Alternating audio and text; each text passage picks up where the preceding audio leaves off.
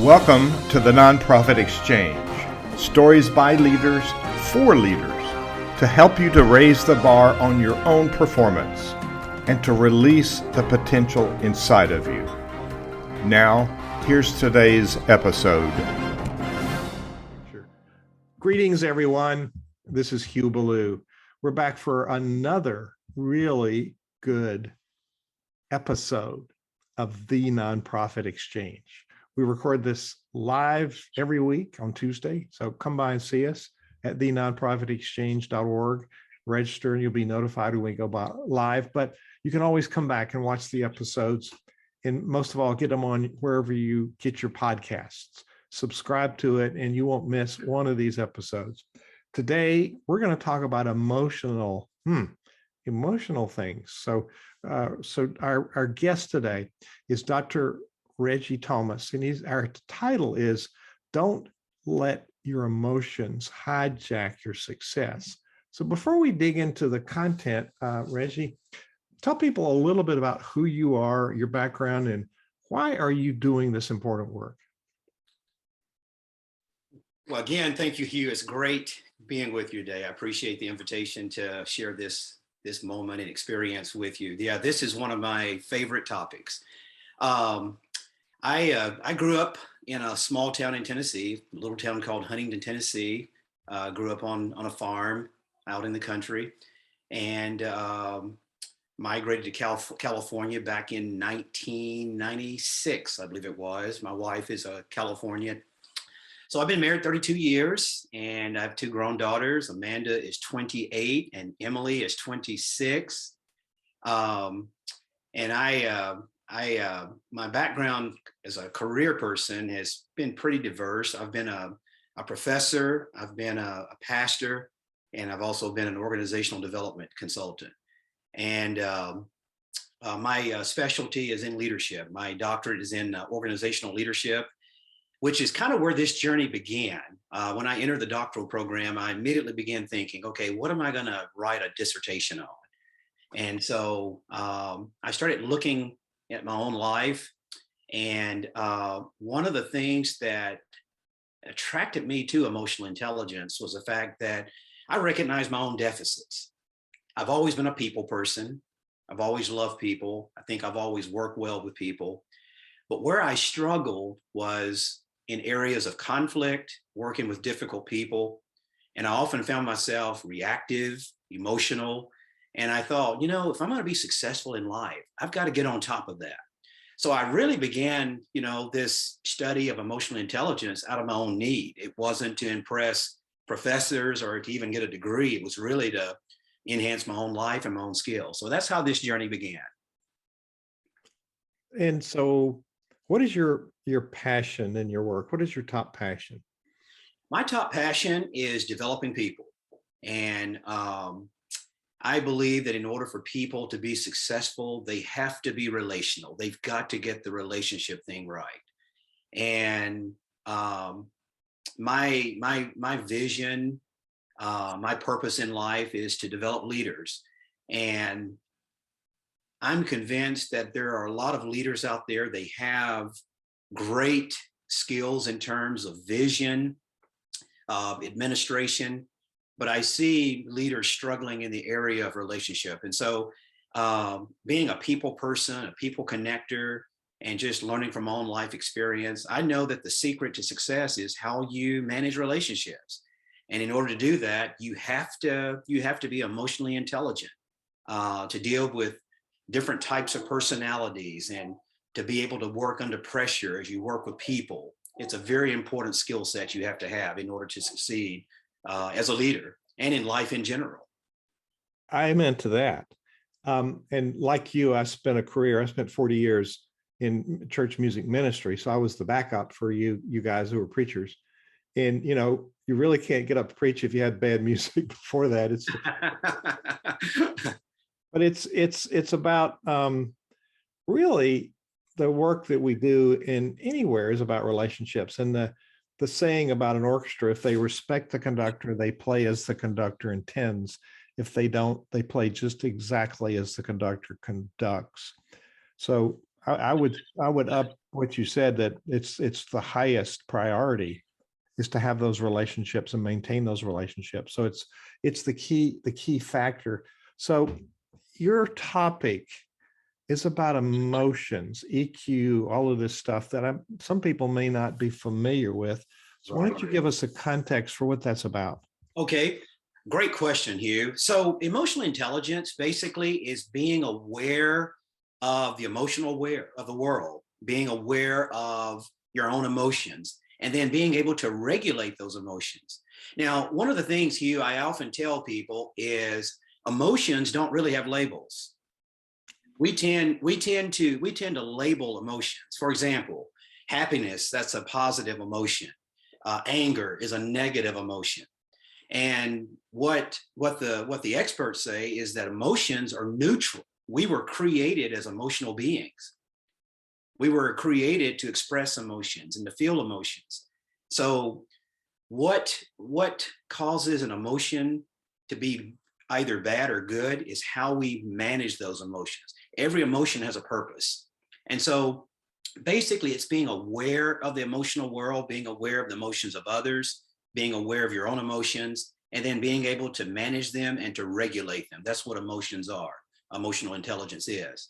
But the key is understanding that emotions are neutral. They're not bad or good. It's what you do with them. It's how you express them. So how are ways that emotions hijack our leadership? Going back to your title, that's a fantastic title. I love it. Well, I don't want to bore the audience with science and neurology, but when I started my study on this, where I began was research just from neurology. When emotional intelligence first became on the forefront, it was really scientific. And then you had men like Daniel Goleman, who popularized it. Daniel Goleman is probably the premier expert on emotional intelligence. There's other writers and experts out there. Yes. He's done this compilation. Yeah. Like there's Terry Bradbury, and there's so many others that have written on it. But now it's something that's been incorporated in the business world. It's been incorporated in church life. It's been incorporated in all aspects of society. It's very practical now, not just scientific. But where I came up with this hijacking concept is it's really through how the brain works. So you have the emotional center of the brain, and then you have the rational center. And typically what happens is when we get into a situation that's conflictual or difficult or highly emotional, the first place that is processed in the brain is in the emotional center of the brain. And we tend to react if we allow that to happen. And so what happens is that oftentimes if we encounter a bad stimulus, someone offends us, someone says something to us that we don't like, or they make us angry, or whatever the case may be, we immediately react. And what emotional intelligence is, it's pausing. It's pausing to think through how you're going to respond. Now, let me say this. Emotional intelligence is not repressing your feelings. Correct. Neither is emotional intelligence expressing your feelings inappropriately. It's stepping back, thinking through how you're going to respond to that situation, and acting versus reacting, acting in the appropriate manner. And so what often happens is that the emotional brain hijacks the rational brain. And so if you were to offend me, if I'm not in my best state of mind and my emotional intelligence skills are not kicked in, I'm going to immediately react. I'm going to react to you in a very negative way. But if I pause and think through how I need to respond to you, that conversation, when I approach you about how you offended me, is going to go much better because I'm going to have my emotions regulated. And so that term hijacking just simply means that we act on our emotions. We allow our emotions to dictate behaviors that really we don't want to express, but we do it reactively. And so the emotional brain hijacks the rational brain. That is so important. I've got the Goleman book, and he breaks it down to the components of self-awareness, self-regulation, motivation, empathy, and social skill. It's a whole network of how we manage self. Another writer, which you may or may not be familiar with, is Murray Bowen. Yes. The Bowen theory. Yes. Yes. So how does that tie in? It's about managing self, and Bowen's position is you always stay in your thinking self, but your thoughts are informed from your emotions, right? Right. Well, and the research, and this is interesting research. The research shows that when we get into a highly emotional situation, the rational brain goes offline. It goes offline for 30 minutes. And you're all in your emotions then. And that part of the brain that regulates emotions is called the amygdala, and that kicks in, and you begin to feel things, and you begin to respond in a way that is highly reactive, highly defensive, highly emotional. And so that was interesting research to me, because that's something that I learned just recently, that the cognitive part of your brain, it shuts down for about 30 minutes, which is why you need to take that pause and think before you respond to something. That is such valuable advice. When I took coaching clinic and studied corporate coaching, we were taught to pause for 3 seconds after someone finishes talking. And if anything creates anxiety, that's a good time to catch a breath. Yes. And I think you use the word react and respond opposed to respond. We're in a very volatile world now, and there's a whole lot of reacting and accusing and pointing fingers. And I challenge the people pointing fingers and blaming to find anybody that's innocent in DC, especially. Everybody's contributing in a very unproductive way. And the more it escalates, the more emotion it is. And some psychologists call it flooding of your brain when you just give over to the emotions. So what's the danger of not understanding that for a leader? And I guess this applies to any sector where people are leading, clergy or nonprofit leaders or mid-cap corporations. It applies anywhere, doesn't it? Absolutely. The reason this is so important to leadership, Hugh, is leaders, they manage and they direct people. Leaders don't operate in isolation. Leaders, they develop people, they empower people, they motivate people, they collaborate with people. And so the leader not only has to regulate his or her own emotions, they also have to be able to regulate the room, the emotions in a room.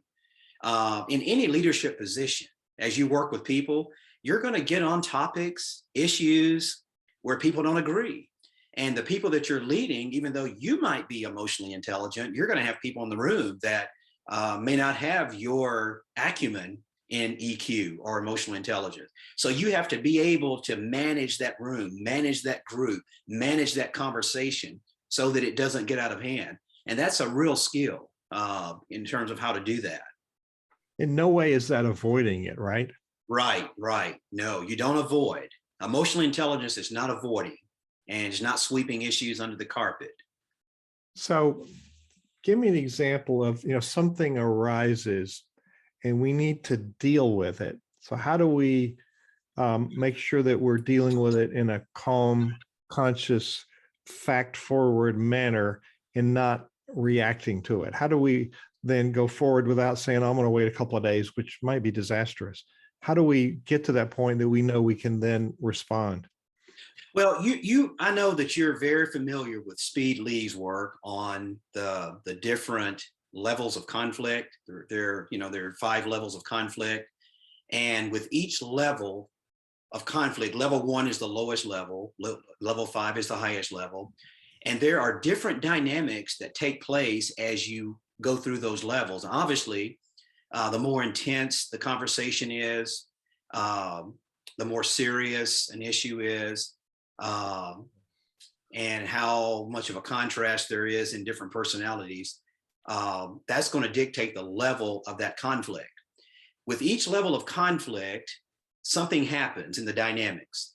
Level 1, level 2, it's very issue oriented. Everybody in the room, the purpose there, the objective there is to solve the problem.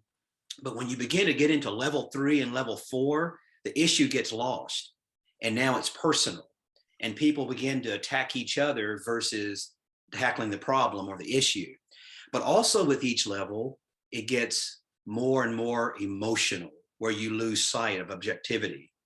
And so what I typically do, what I've done in my life as a leader, is if it appears to be a level 3, level 4 conflict, but we have to solve something, we have to make a decision in the moment, I will shut the meeting down. I'll say, okay, folks, let's take about a 10-minute break, 15-minute break. Just relax, refresh, get something to drink, get something to eat, use the restroom, do whatever you need to do. We'll come back in 10 or 15 minutes and we'll reconvene this conversation. That gives people time to think. It gives people time to get their emotions in check. It gives them time to kind of cool down. If it's on a lighter level, what I typically do is I will redirect the conversation. I will remind people this is the objectivity. One of the things that I've also learned in conflict management, and this is a part of emotional intelligence, is typically David Augsburger, he's a conflict specialist, and he uses this concept called the third way. And so typically, if there's a disagreement between two individuals or two groups, one group or one person has an opinion or a perspective, the other group or person has a perspective or opinion, they're fighting it out, they're discussing it, they're debating it, and that's good, that's healthy. But where it becomes unhealthy is when it becomes an impasse. The tension is so high, everybody wants their own way. And so David Augsburger says that what we need to do, let's think of a third way. Let's think of another option. Let's abandon both perspectives and let's think of a third perspective that might be a better solution. And that's a situation where conflict is healthy because it allows you to be more creative. It allows more ideas to be generated. And generally what happens, if you can get a group to arrive at, let's agree on a third way or another way, typically that strategy or that idea or that approach to a situation in bringing solutions is much better than either groups or either person's idea in the first place. I don't know how you knew that, but I actually wrote about it. I was looking in one of my books, Building High Performance Teams. There's those stages of conflict, and something simple becomes nuclear if we don't deal with it. Now and you're so helpful there, and we got to manage it. And it doesn't mean all of the time, we don't need to solve it. We just need to have people. Sometimes people just want to be heard. And one of the people I interviewed for this long article, Bishop William Willimon, said that clergy as a particular profession avoid conflict, and therefore becomes more prevalent and it gets worse. And he said conflict is really the sign of energy in an organization. So we don't ever solve it, we just manage it. So I think what you've just talked about is getting people into meaningful conversation, especially when it gets elevated and people forget what in the heck they were arguing about in the first place. Yes. Yes. And so I guess also differentiating, and back to Murray Bowen and his writing about family systems, is there's what he calls the focus child. Johnny grew up with everybody blaming Johnny as the bad boy, and Johnny goes into work. Johnny creates problems to get attention. So how do we then deal with somebody that really is creating conflict to draw attention to themselves? One of the things that I really appreciated about the Bowen theory, because I did, I used some of that in my doctoral dissertation. One of the things I really appreciated is, he talks about how the way we manage emotions, it really goes back to our childhood, our family of origin. Some families, let's just love each other. Let's not talk about anything that's difficult. Let's not talk about hard. We're just going to love each other. We're not going to deal with issues. Okay. And what that does is that conditions a child who eventually becomes an adult to be conflict avoidant, to avoid the hard and difficult conversations. There are some families where it's just open expression. You say what you feel, you say what you want. That creates openness in an individual, but what they don't learn in that skill, in that aspect is they don't learn how to manage it. And so going back to conflict, conflict management, I think there are two different things to conflict management. One is conflict resolution, and one is conflict utilization. Not every conflict is going to be resolved. Mm-hmm. Some conflicts can't be resolved. They're too sharp. There's too many personalities involved, too many perspectives. And so then the leader has to turn that thing around and say, okay, group, how are we going to utilize this conflict and turn it into something useful? So it's how we're going to utilize the conflict. So conflict, again, is not negative. Conflict can be very positive, you know, which is why it's so attached to emotional intelligence. You know, how are we going to use this for the good of the group? How are we going to use this for the good of the family? How are we going to use this for the good of our organization? How are we going to turn this into something that's going to be beneficial? So it's conflict utilization. So your company is Peak with two E's, Peake. Right. Potential, peakpotential.com. People can find out more. I've got a few more questions, but when people go to Peak Potential, what will they find? They will find a list of services that I offer in terms of what I do. I do executive coaching for leaders. And one of the things I deal with leaders on is emotional intelligence. So that's the one-on-one executive coaching. And that's probably one of my favorite things that I do. The second component they'll find, I do a lot of workshops and seminars and motivational speaking, and I have a variety of topics that I do. But I also work with large organizations, medium-sized organizations, nonprofits, in consults. You know, I do culture assessments. I do diversity, equity, inclusion projects. I do team building projects with organizations. I do strategic planning. And so they'll find that, but they'll also find that this is something that I'm very, very passionate about. So one of the things I deal with, and I'm sure you do, and the reason I have coaches, one of my coaches is a colleague of Murray Bowen, Roberta Gilbert, who for 13 years asked me really good questions. It helps me see my blind spots, which they call them blind spots because you can't see them, and we all have them. So what are some of the blind spots leaders have, especially about this area of EQ and how it's important? Well, a lot of leaders are not self-aware. I mean, that's a huge issue that I see in leadership. And you referred to it earlier, you know, the different components of EQ. You know, there's self-awareness, and then there's self-management, and there's social awareness, and then there's a relationship management.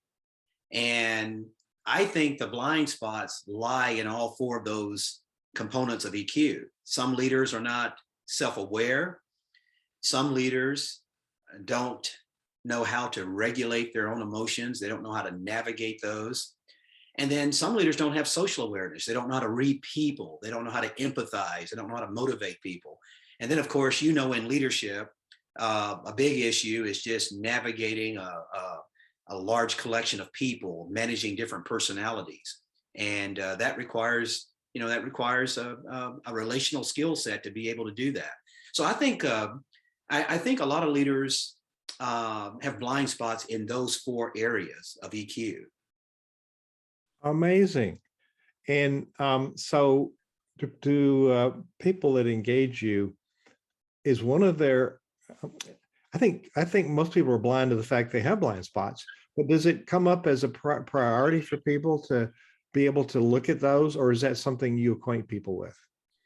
I typically acquaint them with them. It's interesting, Hugh, when people secure me as an executive coach, they bring things that they want to work on. And my coaching approach is I dig very deep. And I go back to not just the issues, but I go to the triggers. A lot of our behaviors and the way we manage our life and the way we lead people, there are triggers. And I'm going to be authentic just for a moment here. Earlier in my leadership journey, I struggled with anger. Now, you may find that surprising. People that know me, have not known me very long, they find that very shocking because, I do see myself now as a very calm, reasonable, rational person, but it's a learned skill. I had to learn that. But I struggled with anger for probably the first half of my adult life, Hugh. And I didn't know where that came from. And so I don't want to go too deep in it because it's a little too personal, but I found that the trigger it went back to my childhood. I had some anger issues towards my father, and I won't go into the details on that, but I was angry at my father. And so when I became an adult, anybody that resembled my father, anybody that behaved the way my father, it created this feeling of anger within me. And so what I discovered was that was my trigger. So you got to know the trigger. You can't change your behavior unless you know what the trigger is.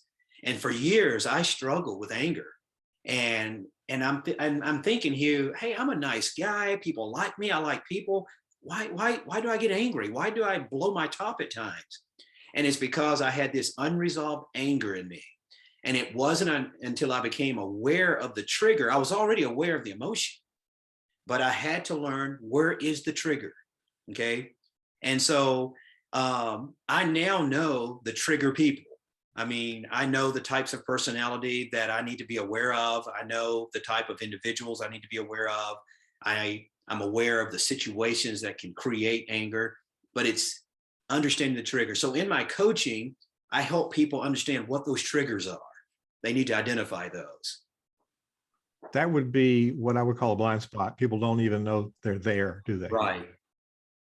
That is so helpful.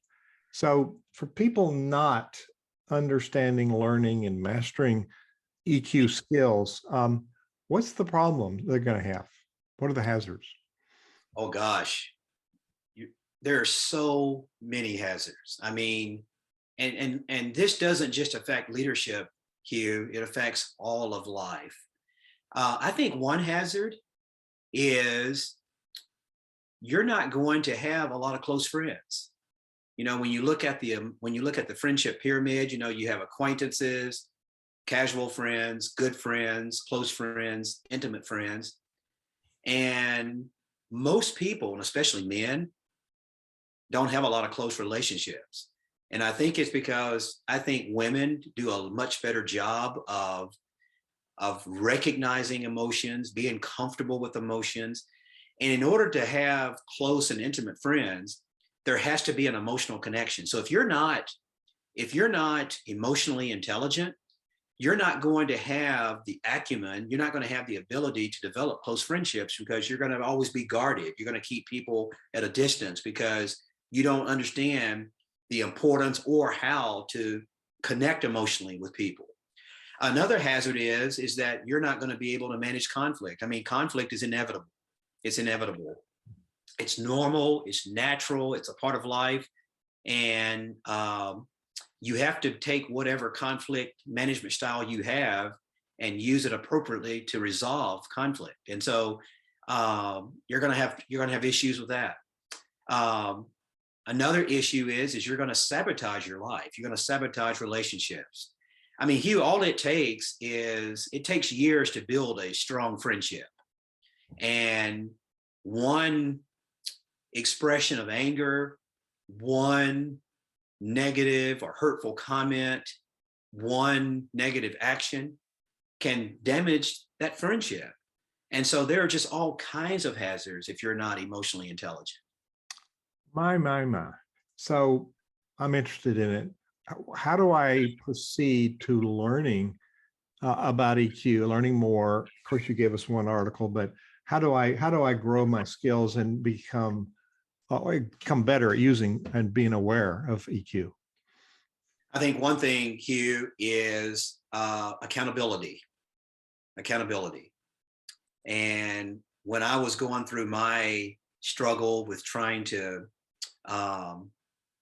resolve the anger issue in my life, my wife was my accountability partner.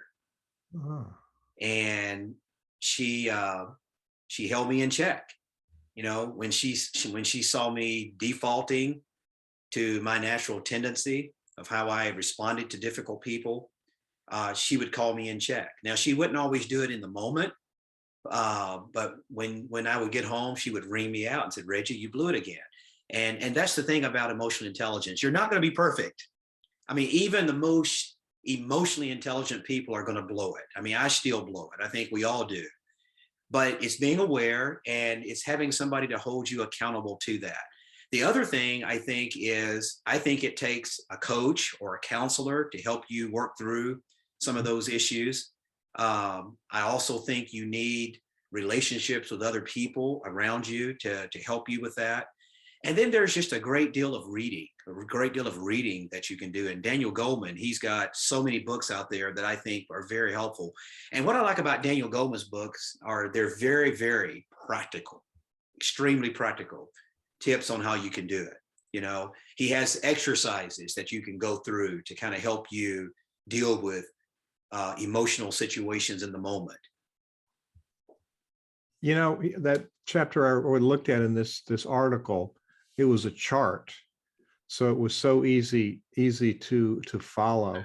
Now you have some motivational reading, and there's some articles by you. And I guess these are by you, aren't they? Yeah, they're all by you on your website. On the website, yes. Yeah. Boy, you've really been checking me out, haven't you? I got to think. I'm trying to find really hard questions, but you're just knocking them off like they're nothing. So Reggie Thomas, Dr. Thomas, you've presented something we've not ever had in all these 300 interviews in the Nonprofit Exchange, and it's very, very helpful. So put it in. You've been a leader as a clergy. I don't know if you've been a leader as a nonprofit executive, but what are some of the most important reasons? Maybe they're separate, but they're similar. You have people around a cause who are on a journey together. But what are some of the uses that would say to them, I need to step up my game and learn this? So give us some encouragement for that sector. Okay. So first of all, Hugh, for those of you that after listening to this conversation and you go, oh my goodness, I need to work on this. I'm now aware that I have triggers. I'm aware that I don't manage my emotions appropriately. I don't express them well. I don't know what to do with them. And that's another thing about emotional intelligence is a lot of people, they feel these emotions, but they don't understand them. They don't know what to do with them. The good news is that your EQ acumen is not fixed. And often when I say that to people, they go, wow, really? And I think what people do is they equate EQ with personality. And of course, the research behind this, the psychological research behind it, that most of our personality, it's formed and shaped and pretty much fixed by the time we're 5 or 6 years of age.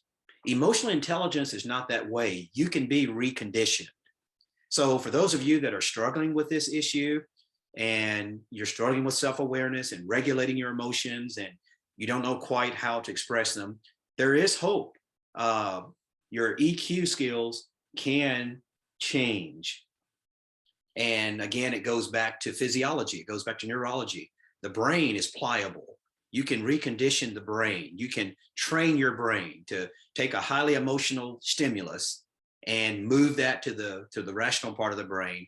Learn how to think through things, learn how to think through how you're going to handle a situation and come back to that situation and respond versus reacting.